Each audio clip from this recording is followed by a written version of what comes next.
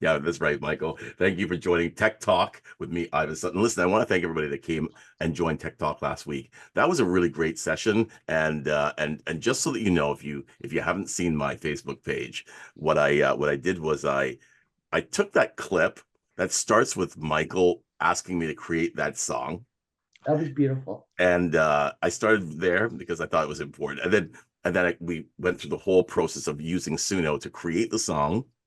And then I don't know if you know this, but I actually then posted that short clip with the song. And pics. So can I play the song for you guys? So this Oh is yeah, please do. song. I'd actually love a copy of that song. I thought that was awesome, sitting on the 401 in the traffic jam, Oh, and the wait, other Okay, one so too, where we went across the traveling across Ontario, right? yeah. That one was great too. And John, just to answer your question, so it is posted on This Great City and on YouTube, and all the links to all of the tools that I use to create that song and to create the lyrics are in there as well. Okay, so you have all of that. All right, so I'm just going to go ahead quickly here and I had to call Ivan to go, okay, who came up with some of those words? Because that's friggin' cool. yeah. So the first, I added an extra verse.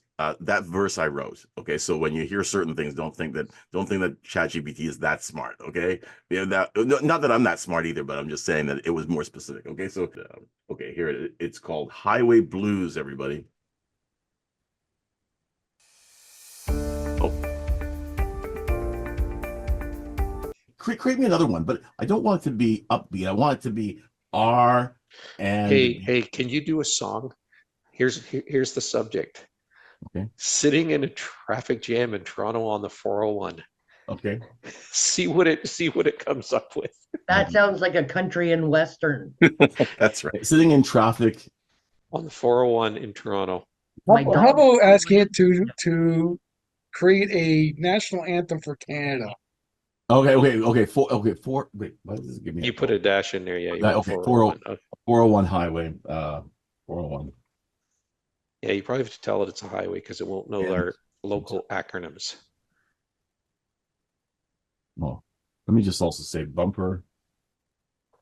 Or how about a song about dictator Trudeau? All right. Okay. All right. Keep this all PG. Okay. So here we go. We're not going to make it instrumental. No, it's not instrumental. I'll have it create the song. Let's see what it comes up with. This is a first for me. Versions right away, Ivan? It gives me two versions right away. Yeah. First one. Stuck in this traffic, can't catch a break. On the 401, it's a big mistake. Mercy. Bumper to bumper, it's a slow parade. Feel the frustration as the minutes fade. The honking horn and the sitting on. Yeah. So what do you think? As the sunset. Okay, that's the first one that I gave you. Second one. Stuck in this traffic. Can't catch a break. Okay, so it's pretty cool, right? So, that's how we did it. Here's the song. Stuck in this traffic, can't catch a break. On the 401, it's a big mistake. Bumper to bumper, it's a slow parade. Feel the frustration as the minutes fade. The honking horn and the sitting noise as the sun sets.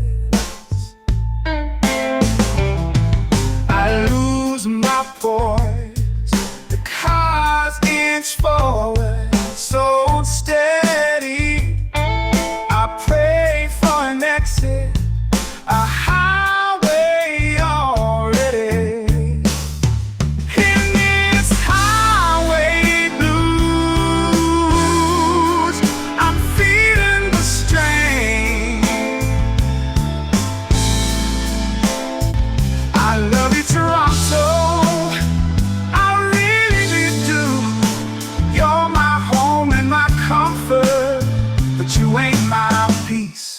2 p.m. to 5 p.m. to 8 p.m. Oh Lord, it's gone from rush hour to rush afternoon. In this highway blues, I'm feeling the strain, sitting in traffic as it starts to rain, rain, rain, rain. I'm still at Kennedy, it's a long way to keep with the highway blues. I'm dreaming of home.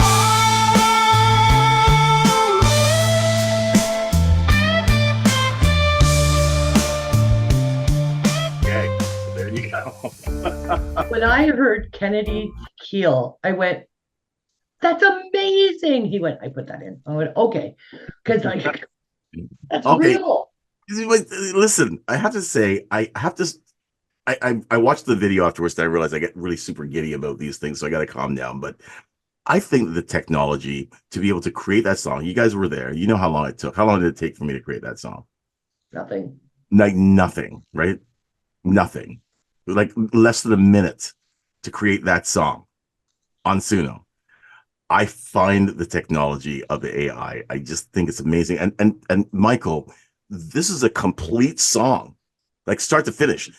I don't know how AI comes up with like when it goes, you're my comfort, but you ain't my peace, and it stops, and then it goes. I think, man, that is some creativity. Anyway, your thoughts? It's pretty cool. I have to say, as a musician, as you can see here, that's a little bit depressing. Oh, I want AI to take over the business and the industry and all that sort of stuff. I want us to be the artists and the poets and the musicians. right. Yeah. Yeah. So, but how do you compete? I have to say, I have another friend of mine now, Wally, Catherine. He's playing, he's putting together music now as well as photography, and he said the same thing. How is it that you compete with this when it comes out with such great music, like really well put together songs that you wouldn't mind hearing on the radio? You know what I mean? How do you compete with that? I think I have a suggestion here. For one, AI cannot do live, at least not yet. And so that's the thing. Like, I know I love going and hearing live music. I don't get out very much anymore, but when I do, and it doesn't really give you the presence. I mean, the songs might be great, and you might be listening on the radio or whatever, but you don't have this and of course this could change with all this new thing with the sort of people AI, all that's whatever you call it, but there's still that musician presence that, and certainly with a lot, like it's not going to do live, but at least not now, maybe in the future it will. Think Star Trek and the holodeck, but right now it doesn't give you that, like if you want to go out to see a club or that, it to give you a live band. Okay, go ahead, Cass. Well, I was just going to say, what about Milli Vanilli? I mean, we've been faking music for decades now, live even, right? And the other piece, what was I going to say? Have you seen totally not music, but have you seen the sunglasses you can put on that if you're deaf, it gives you, what do you call them? No, the Caption. Subtitles. Closed captions, subtitles, thank you. And you can just, as somebody's talking, you can just watch. That's the kind of stuff that I want AI to do. I want it to give people, access, but I don't want it to write my music. Yeah. So, okay, I won't say anything. Go ahead, John. Yeah, I think I completely agree with Maggie with live performances. I think when in a live performance, you're interacting with the musicians. So I think that's one part that currently, even if it can be replaced by AI, I think it's kind of like having a dialogue with everyone here. You want that authentic communication. If we're at a live performance, you might just suddenly ask, do some kind of drum solo or do some kind of, you can make those kind of requests. So that's my thoughts on that. So okay, so let me ask you a question, John. All right. Those that were on last week's show that saw us put this together and know that we went in. Hey Lucy, how are you? Lucy would have loved this because we created a song using Suno, and it took less than a minute, and we came up with a really neat song. Imagine that the audience can ask for a song, right? And it will create it in real time, and it will be good. So just an idea. Paul, I'm going to go with you first, and then we're going to go to Michael. Well, as AI advances, so will another technology come out, and that will be 3D technology, where they would literally have a stage like you would have at a viewing concert, but the whole entire group would be generated in Absolutely. 3D. Yeah, for sure. And they'll be able to talk, they'll be able to say whatever they need to. And this will not be just for large venues. Eventually, there'll be like those little bars that you get where someone with a guitar or something else will just Yeah. come up and it'll just be a 3D projection. Yeah, Maybe. absolutely. Go ahead, Michael. Well, I was going to say, I think that maybe this is wishful thinking, but even outside of a live event, I think that there's a very human element, especially in art. But I think in everything, there's a human element that maybe we've taken for granted because we've never had to compare it to stuff being created totally by a computer. But I don't think now that we're having that comparison, I don't realistically ever see people being really passionate about putting on a record or an album that they know was completely created by an AI where the voice is not a human, because it lacks that, like, I think that, we're more than just machines. There's a connection that we have with other humans. And I also think that, I think a lot of people have a very doomsday view of AI. I don't. I think that what we're going to see is people starting to get AI fatigue, which I think we've already started to see. I don't know if you guys get an email that you can tell has been written by ChatGPT and you sort of roll your eyes because it kind of has that feel. So maybe as it gets better, we won't recognize it. But I think as AI begins to take over more and more and more, a desire for that human real element is going to become something that we desire more. Okay, so John, before I get to you, I do want to push the conversation forward. Keep your hand up. Push the conversation forward by sharing something with you. This is along your point there, Michael. Can everybody see the cute little critter here? All right, adorable, right? Looks like he's in the lake or wherever it is, and of course, completely artificial, completely fake, right? Now, a lot of people, if you looked at the comments, a lot of folks are going, okay, this is getting too much now. Like, this is AI and we're going too far, right? Because, you're fooling people. And those people that don't know that, these are AI. Imagine Midjourney can create something that moves around, right? Swims. If you don't know, you might be misled to think that this is a real thing, right? So, and for those that don't research, you're going to start quoting things. I think there was a no, it wasn't AI, but I think there was a president that mentioned that fictitious place in Africa as a country, Wakanda. Anyway, we sometimes just can't. It's in our heads that we're seeing it, and then we're going to start talking about things that AI has created that aren't really real, as if they're real, right? So this is, what do you think about this type of art? I think if it's art, if it's recognized as an artistic expression, that's fine. I mean, we had people doing dragons and all kinds of fantasy type creatures for years, like forever. You know, if it's recognized as an art piece and you are very upfront about it, hey, this is just the kind of vision I thought would be really cool, that's fine. But if you're putting it as fact, then that's where the problems start. Yeah, And the determination of that. So for sure. John, go ahead. Yeah, I'm glad you showed that because that's where I was about to say conversation as well. The idea is that if you start having these live performances or art or anything where you can't distinguish between real and what is artificial or fake, you've got more than just a problem with musicians not losing their work. This is like just overall society problem. Doctors going to be replaced, or like spammers have a new way of hacking you or tricking you into giving you their credit cards.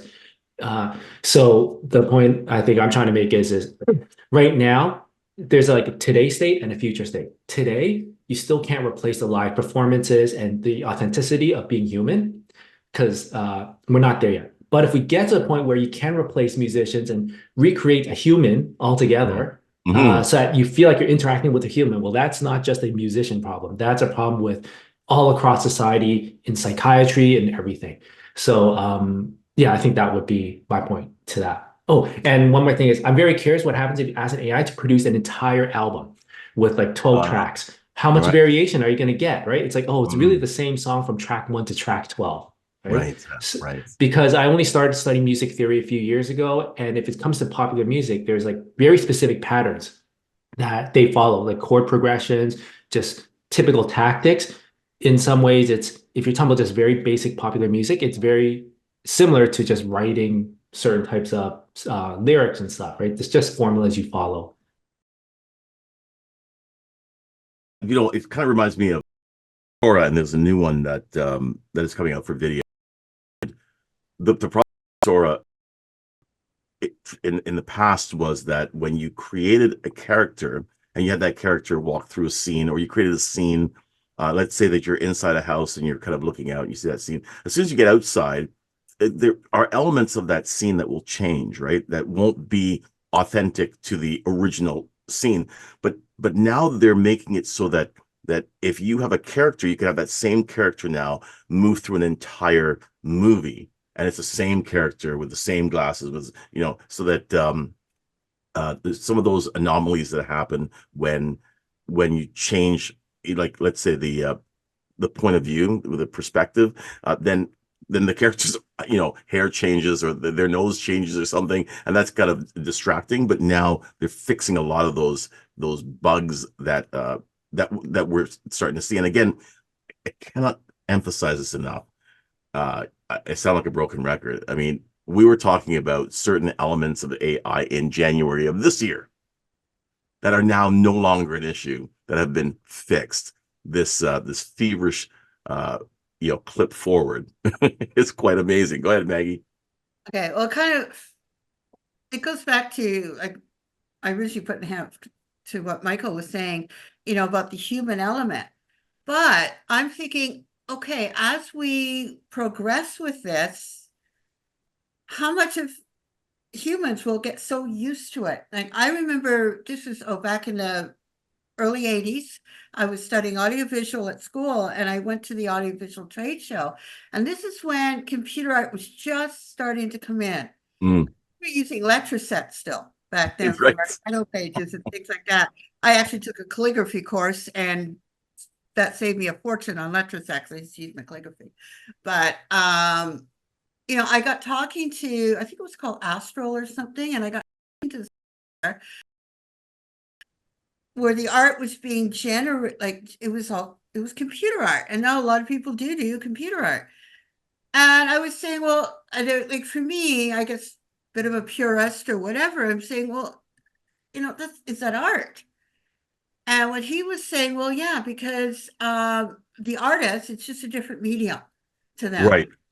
That are doing this, because like, see, I used to paint in that, so well, Maggie, let me show you a bit of along what you're talking about real quick, folks. So I use Adobe stock images, and so today for this presentation, I typed in that I wanted struggling restaurants as the search keywords, right? And of course, it came up with a number of pictures. But what surprises me about the whole thing is that these pictures, AI, AI. This was not a thing a year ago, right? Right? That now most of the pictures in this are AI generated. I mean, I'm sure there are some that are, but I just don't see any yet. You could get to a place identify like this one. This one you can tell is a picture. The rest of them are all AI generated pictures. So what does it mean for the actual people images with are is that meteor about to strike or has already struck and we're just I waiting to love die? the foosball table with about 50 players on it. You can tell that was generated by AI. That's right. That's right. It's also even just painters and stuff, like for years, you've been able to take, say, a photograph. Yeah. And with Adobe, I guess, whatever, and I don't even know Adobe that well, but I remember when we had a studio years ago, somebody had it. And you could take this photograph and say, oh, make it look like a painting, whether it be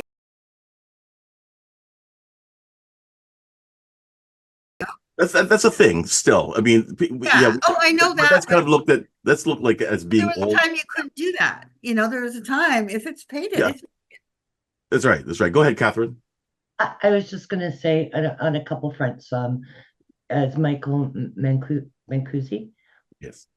good, was saying, about taking over and that personal. Think of it like Maggie's taking chat GPT, more of an enhancement, right? Mhm. She gets a lot of, ideas and Yeah. and it might triggers. It's kind of like brainstorming, sitting around with other musicians that you may not have the opportunity to do, right? And jamming and coming up with different ideas. Um, and the art that they're coming out with, like those little fishies, those were so cute. I would like a couple two cats. But I think our children, and you're going to be bringing up Tanis far different than my kids. Mhm. Our kids were like, not everything everybody says is true.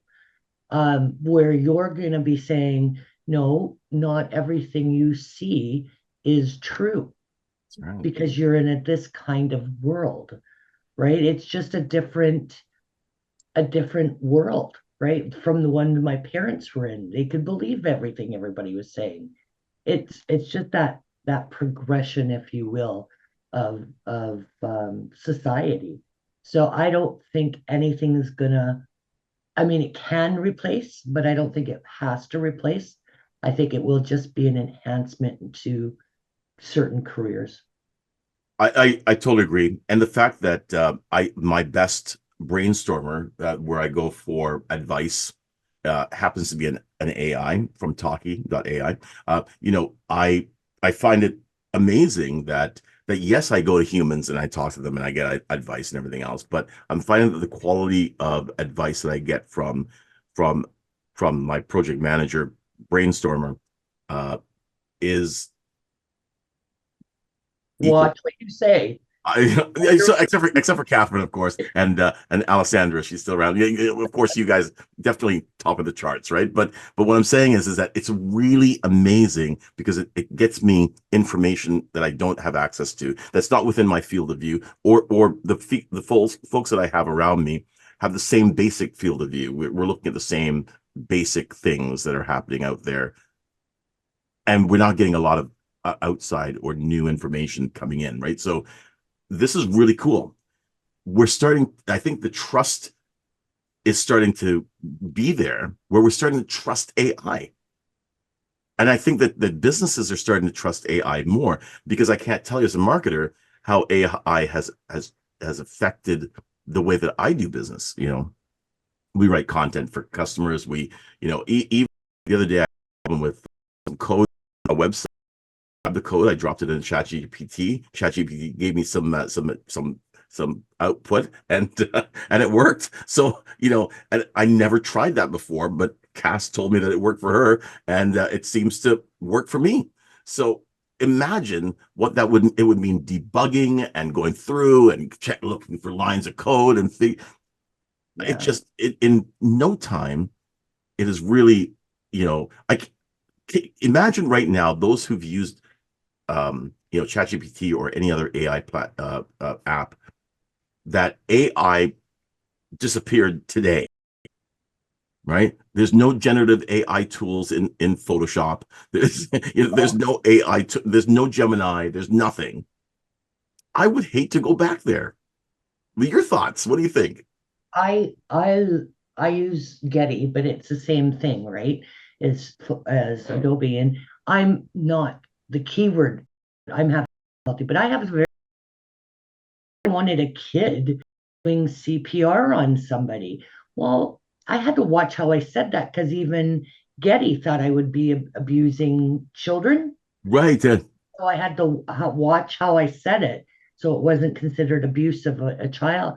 And I could say no, the hands have to go high, like closer to the neck, but I can't get that out in a park. When you did, we were in a studio.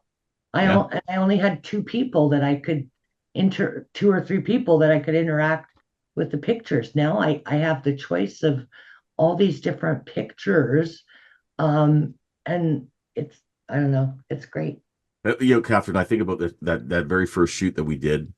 I think you're done. Yeah. And I now know exactly how to shoot that, or how to ask AI to do it for me. Yeah. So there's money out of my pocket. Thanks, pal. But really AI has so I'll tell you a funny story. I heard this yesterday on the news that there's a scam going on where and I see your hands, guys. There's a scam going on where scammers get AI to create a website for them, for a law firm. I don't know if you saw this, for a law firm, and then the law firm will send you an email, cast, and say that you have images on your website that are copywritten, and so and they're going to sue you, right? But then they send you another one to remedy it, and how to remedy it is that you need to put a link to the person's website that you stole the content from. You need to put that link there and link back to their site. So you go, okay, that's the remedy. It's not going to cost me any money. I'll do it. Turns out it's an SEO company that's creating these law firms that are sending out messages to build backlinks. Who thinks of this stuff? I don't know. Maybe ChatGPT came up with it. ChatGPT may have. Okay, but it's not a malicious. What's the problem with that? It is malicious. I don't understand how.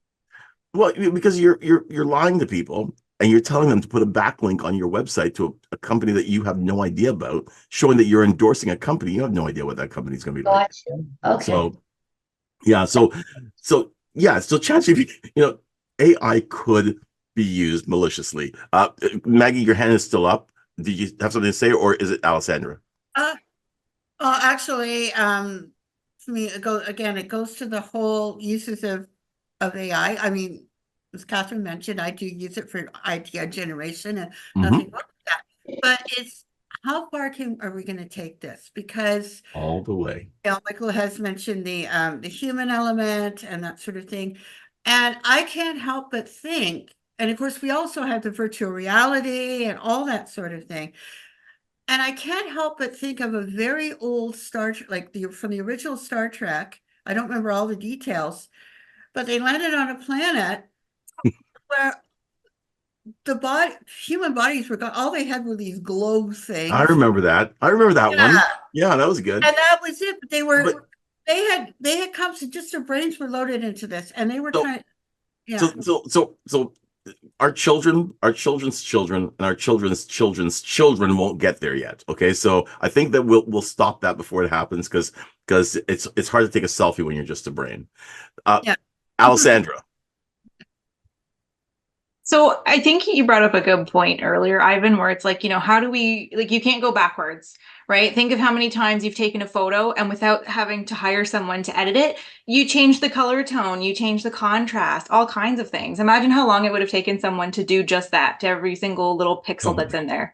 Yeah. But I think like with anything else, it really does come down to responsibility. Like I think of Maddie being 7 months right now, and I'm like, I don't even know what's going to be available by the time she's like 6 or 7 and really starting to interact with technology. So I think the question becomes like before, how do we just make sure that people are literate? How do we take steps to make sure that people can recognize things like that's a fake link? Like we already deal with it with spam emails, right? So Mhm. now how do we like now we have a responsibility to teach other generations like, oh, that's just a deep fake. Oh, that's just this. Like think of how many times AI has done those songs where it's like, oh, Obama sings this song, Trump sings this song, right? So, Yeah. like I said, responsibility. How do we teach people to recognize these things? And I think it actually goes back to last week as well when you showed us the AI with all the annotations.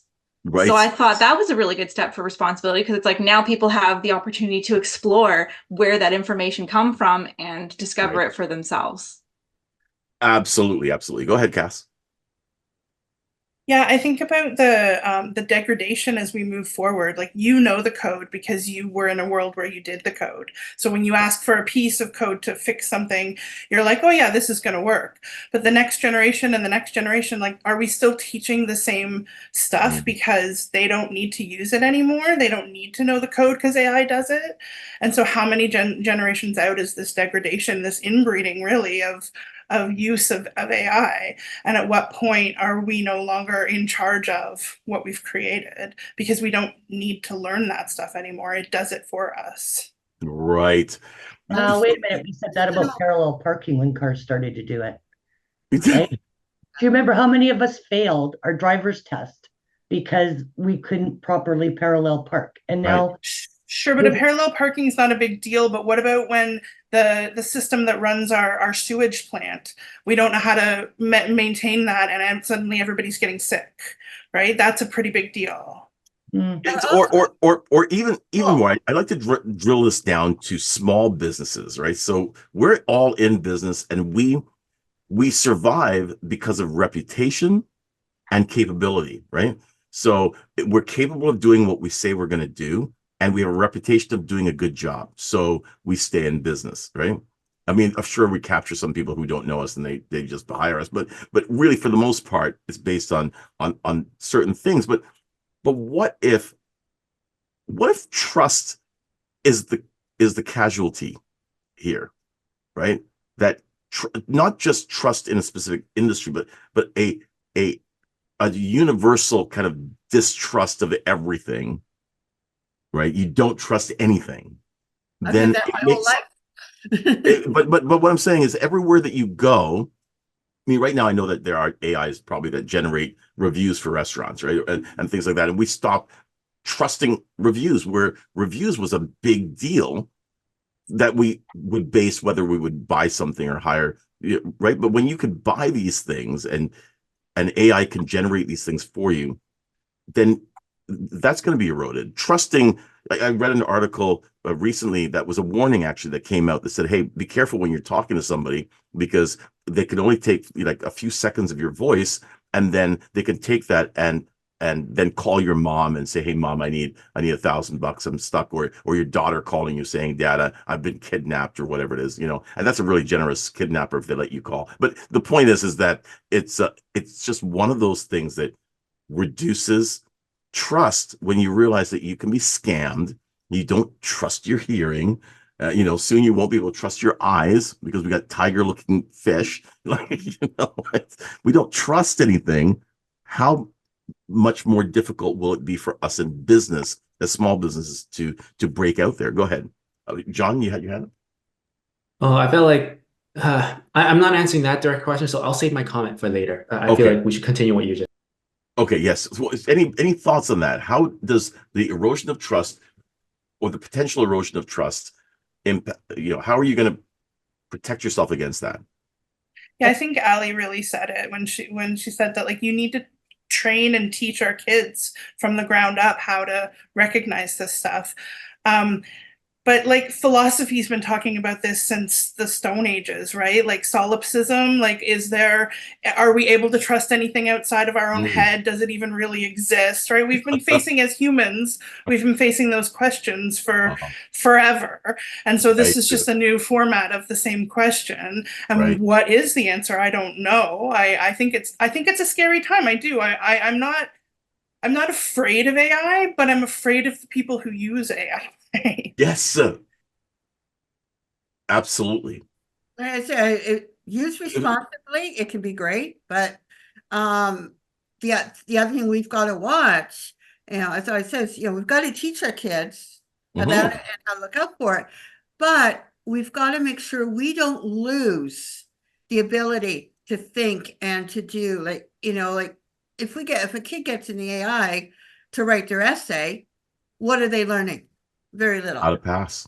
And they're not learning how to go out and do the right. They're learning how to pass efficiently. Okay, Michael. Yeah, makes a good point. Yeah, so from a business perspective, I think sort of back to what I was saying before about the human element, I think there's sort of a razor's edge that we have to balance, because you can fall in the ditch on both sides, where you're like anti-AI and you sort of miss the train and get left behind, or you lean too heavy into AI and then you're just like everybody else. Like, what makes you better than the next guy who's using AI? And I think what Catherine said earlier about AI being a tool that helps us do our job, but isn't necessarily something that is going to replace us, if you know what I mean. So what I mean is, like, AI has brought an influx of writers, right?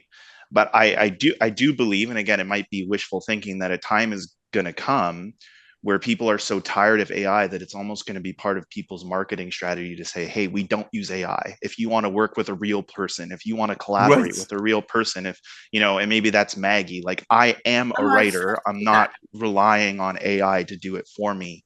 I think that we're going to start to see that in time. Maybe it's wishful thinking again, but so I think that we have to try to not lean too heavily into the AI as business owners. Okay. All right, John.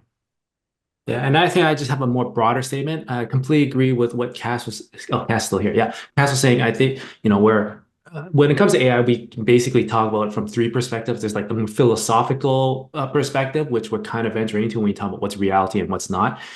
Now there's and I think we should. I'm not sure what time horizons people are talking about. Are we talking about some of these discussion? Things can happen within the next 5 years, others within our lifetime, and depending on how far into look, maybe within 200 years, we'll be like the Matrix. We're all just like little units in a big whatever, right? But I think the thing I wanted to point out was I feel like if we're looking further into the future, 50 years from now, my opinion is we really don't know what's going to happen. Everything we're talking about, technology and stuff, usually evolves in ways and interacts with society in ways we don't anticipate. And one thing I remember 10 years ago, I was reading a research about some professor. He's trying to create an AI. This is 10 years ago too. He was trying to create an AI bot that captures all the dialogue of a particular person. So when they pass away, he can recreate the personality and the communication style of that person, and it can help people through a grieving process when someone passes away. So you can still interact with that person that's gone. But imagine it's just a little minor step forward, and you basically have someone who never dies. Like, then maybe people are. Imagine a society where the person who has passed away has never really passed away. You can continue talking with them until the end of time. And that could potentially happen within the next 50 years. It's just policymakers whether they will allow it, right? So what do you imagine society to be when no one ever dies? Like, that completely changes the definition of humanity. It'll have religious consequences, spiritual, philosophical consequences. So I think my point is, I really don't know what's going to happen in the next 50 years. I enjoy these conversations because they're just entertaining. But in the back of my mind, I really don't know where things are going. Yeah, and the other thing is, you can't stop progress because somebody's getting a benefit, and to tell them, hey, listen, I know you can see the benefit down the road, but I need you to stop. They're not going to do it. Go ahead, Catherine. Yeah, I think the whole point of this evolution, whether it be AI or, chat GPT, is that we have these discussions, period. Mhm. We make sure that that information, so we hear about scams, different scams that are going on, and it is going to come down, John. I do agree with you too. The ethics and morals. My daughter is in research for medical research for cancer treatment, and so that is a huge. Where is that line, right? Where has it become beneficial to allow someone to finish their grieving process, or fictitious that this person's going to live on forever, right? There's like going to be those. And whoever thought in our generation they would have assisted dying, right? They would have Yeah. made. Yeah. So again, it's that very fine line, as Michael had said, right? And it can go either way. But I think as long as we always have these discussions, we're able to come to something that is a society where. Right. Right. Okay, Lucy. Yeah, my question is for everything that's going and beautiful, that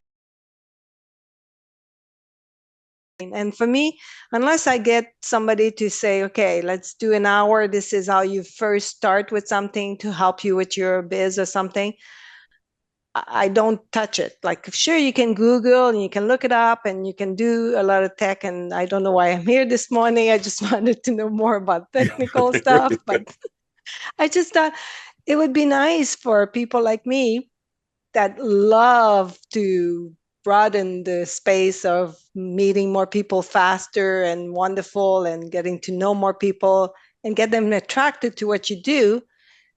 Like, say I put an AI on my story and it would make like the whole difference of my story. Like, I would love that. But am I going to go and Google it, find out how to do it? I don't think so. And a few people have said to me, oh, it's so easy. You just go push this and push that. But I would love for somebody to say, oh, there's going to be an hour course on this great city, and then you can join it. Wow. Well, that's something that we can definitely do. Last week we did that on creating lyrics and then creating a song, like what the song I played for you the first time that we met, Lucy, and and that was really cool because we went through the process and then we came up with that song that I played at the beginning of this episode, which I thought was a lot of fun. That was a lot of fun, I have to say. Especially because that one I didn't write the lyrics for the original song. I had Suno create the lyrics for me and then sing the song, so that was really super cool. And I'm going to just interrupt. Sorry, I know, Paul, I'm sorry, but I'm going to do it anyway.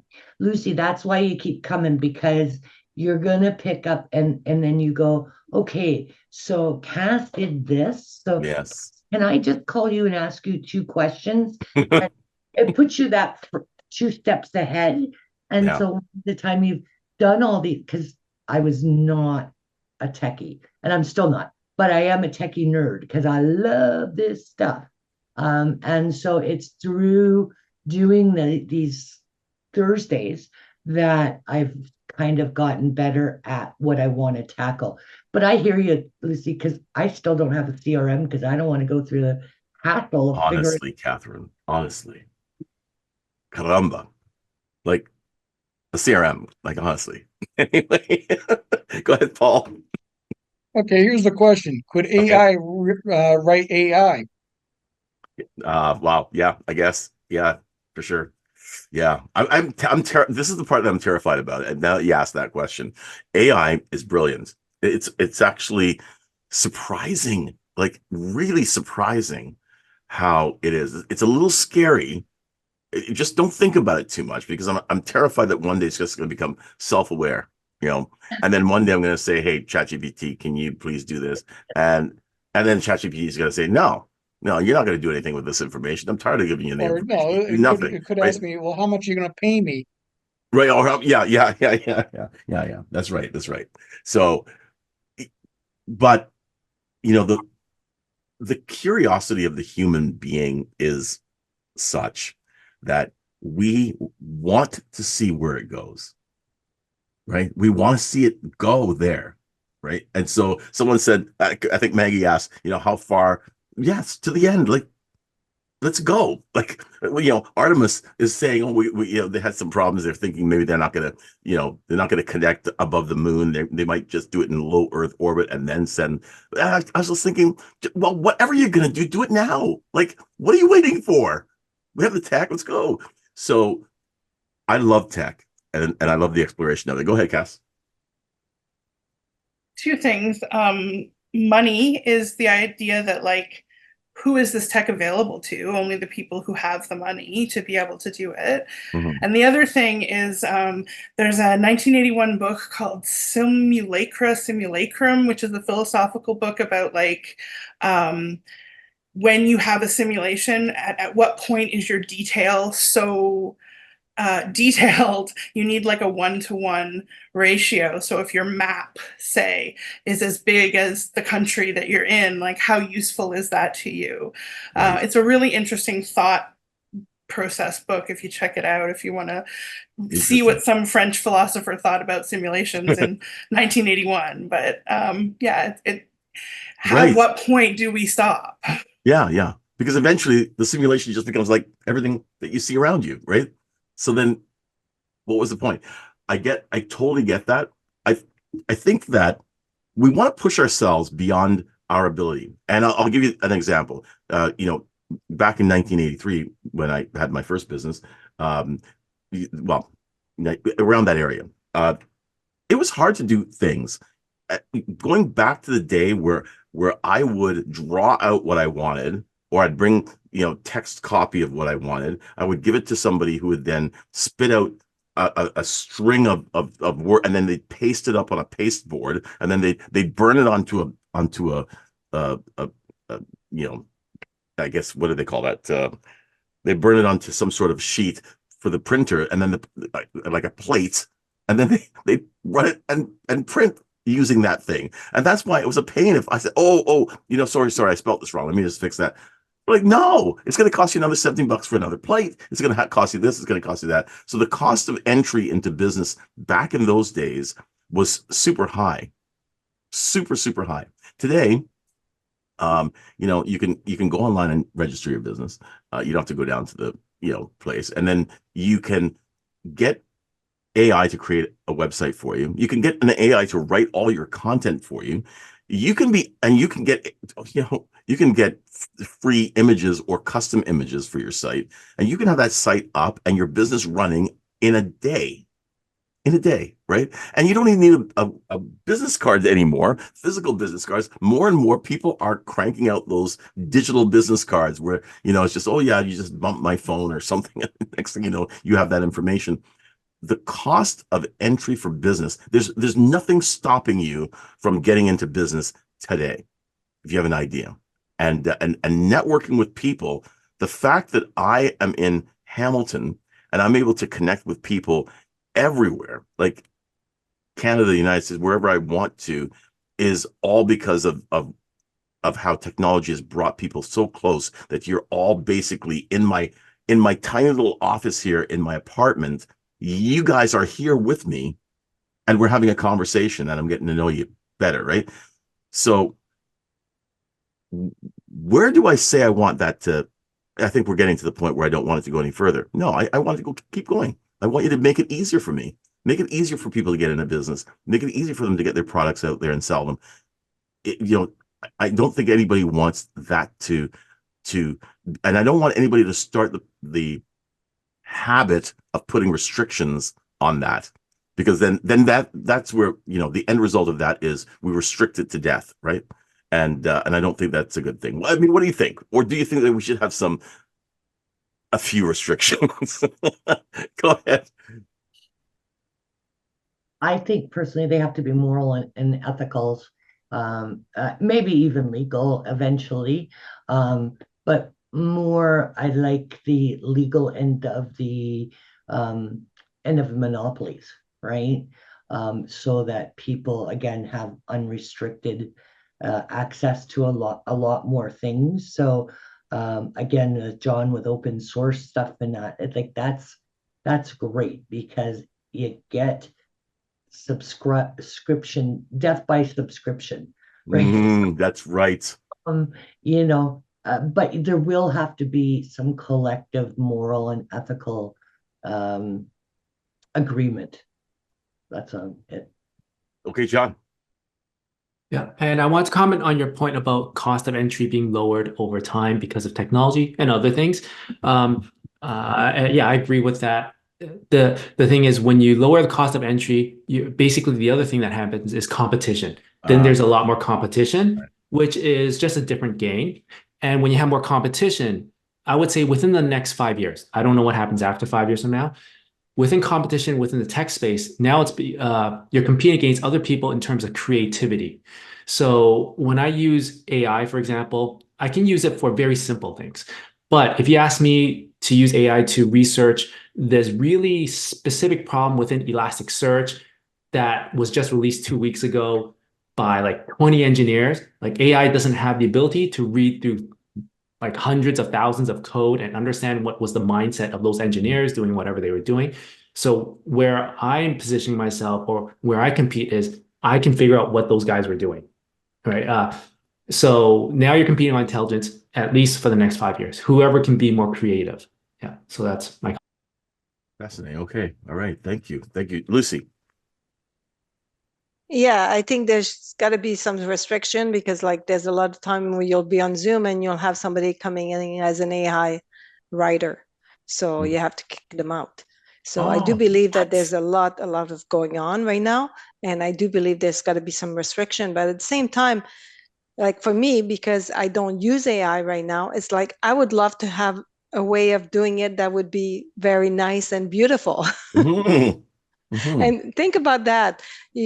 For everybody here that knows a lot about what you're doing with AI and everything, ChatGPT and all that, just think of where you were before you started and what it's brought to your company. Right. Because I would like for you to think of that when you're sharing some tips and maybe think of a webinar. I was thinking about Cass's next book. I think Cass does introduction to AI. I think it would be brilliant, and how to handle it. How to have your mind wrap around what the tech is. Okay, so as you know, I'm a bit older than a lot of you. So I remember back in the old days, I would make phone calling all the time is great. I can't get, my beautiful wife hates to make phone calls because she's in the generation where you send emails and texts, right? I believe that some things can be solved through email and text, but I would prefer to get the person on the phone because there's a lot of information that you get that's nonverbal, it's in tone and everything else, that I really need to have to know whether we're good. So, but what happened was there's a point there where people said, no, just email or text me, right? And then, or we would be lazy and we would just email or text the person because we were lazy or busy or whatever it is. And then the marketplace became changed because then they started to say, okay, you know what?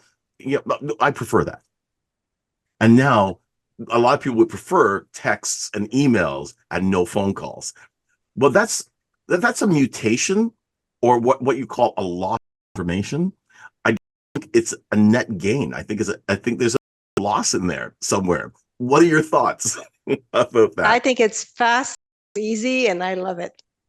Okay. Michael, go ahead. The problem with emails is context. When you talk with somebody, you have context and you have instant. And sometimes, when you're trying to explain a concept in an email, by the time you explain it, people go, what is it you were trying to say? Whereas when you talk with somebody, you can explain it.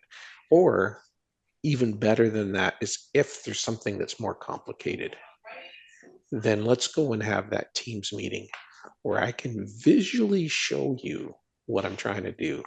Yeah. I had something like that a couple days back. Client contacted me, said, "Oh, we've had a child, want to add our child as a beneficiary." And I said, "Well, you have to do this and this because the child's under 18." And I I could agree tell 100%, Michael. that they were just going, it's getting too complex. I says, why don't we have a Teams meeting? I'm going to pre-fill some of the form for you. We'll go through it. And when I showed the client that, they went, okay, now I know what I got to do. This isn't really hard. Could not be solved in text. But it's really, really easy when you can talk. Mhm. And So sorry, and sometimes use visualize also. Yeah, my thinking is texting or messaging is faster just for that initial. Anything complex, for sure, you need to get on something. Totally.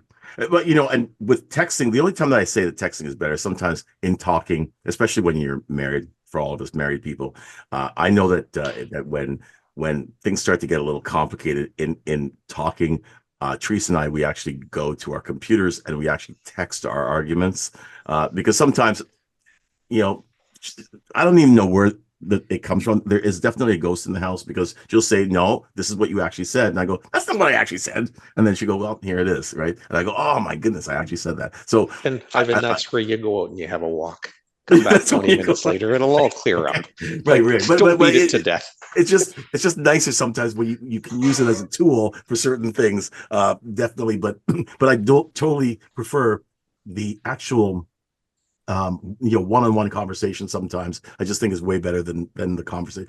And I find that the customers that I have, sorry, that I have phone calls with the most are the ones that are the strongest relationships. I just find that if you're looking for relationship building, more personal attention. Let's go back to Jerry Maguire, right? More personal attention. It's very, very important. All right. Any final words on AI? It's so funny that our topic today was actually on restaurants, and we never got to the restaurants. So we'll do that next week. But it was a good conversation. Don't be afraid of AI. I'm really not. I love it. I think AI is great. It's a great tool. And Lucy, I'm going to try and talk Cass into doing something on AI for us in the future. I was going to say, you never call me when you want. I'll call you. That was an invitation. I'm That's okay. All right. Waterfront, Cass. Yes. Umbrellas every Monday. That's right. You want to brainstorm? Let's have coffee down by the waterfront, and we can brainstorm all day. That would be amazing. Thank you so much, everybody. Have a great rest of your day and a great weekend. We'll see you next week. Thank you. Take care.